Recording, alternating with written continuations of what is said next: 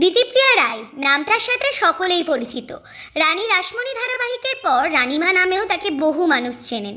প্রেম করছেন দিতিপ্রিয়া, এই ব্যাপারে শিলমোহর দিয়েছেন অভিনেত্রী নিজেই। তবে প্রেমিকের পরিচয় কিন্তু গোপন রেখেছেন তিনি।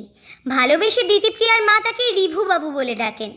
যতটুকু জানা যায়, ইন্ডাস্ট্রির মানুষ নন তিনি, এমনকি কলকাতাতেও থাকেন না। প্রেমিককে নিয়ে এতটুকুই বলতে শোনা গেছে অভিনেত্রীকে। এর আগে একবার রানীমাকে বলতে শোনা গিয়েছিল, বিয়ে করলে তিনি রিভুকেই করবেন। সম্প্রতি আরও এক সাক্ষাৎকারে কেন রিভুবাবুর প্রেমে পড়েছেন অভিনেত্রী তাও জানিয়েছেন।